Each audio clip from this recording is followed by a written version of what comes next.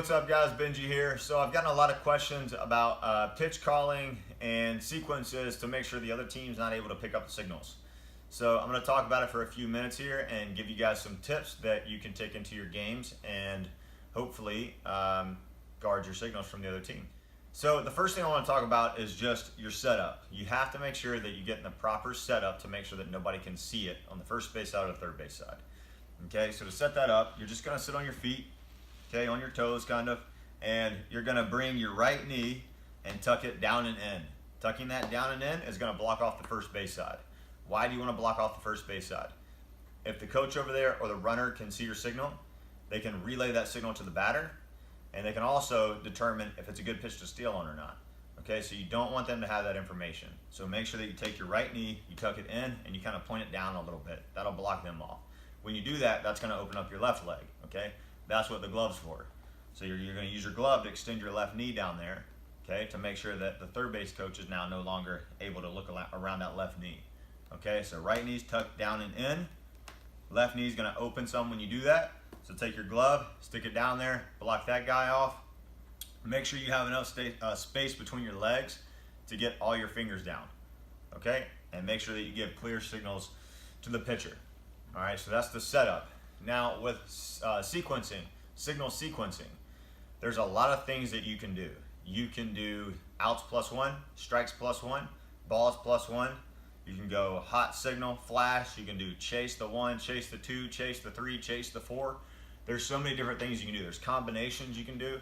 But really what it boils down to is picking sequences that you can remember and sequences that your pitchers can remember. So you want to do something that's simple enough for you to remember it, but complex enough for the other team not to be able to pick it up, okay? And you want to have a few different options. That way, if you think the other team is picking it up, you can switch the sequence that you're using and use a different one. That way, you kind of keep them on their toes and they don't know what you're doing. Okay, so I'm going to explain a few of these, and then you guys in your games with your teams, you can figure out what you're going to do. Be creative and figure out what works best for you. So outs +1. I'm going to do outs +1, strikes +1, and balls +1 all at the same time, okay? Because they're all they have the same concept.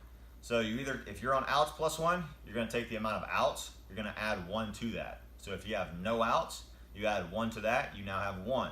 That means you were on the first signal. Okay, so if you're given 4 signals and it's 0 outs and you're using outs +1, then you're going to go on the first signal. Let's say I want to call a curveball, okay? 2, 3, 2, 4, 2. 2 was the first thing I put down. That's what he's throwing. Strikes +1, same concept. Let's say we're on strikes +1. We have 2 strikes. That means 2 + 1, that's 3. Okay, so we're on the third signal now. So let's say I want to call a fastball. So on the third signal, I'm going to put down a 1. 3, 2, 1, 4, 1.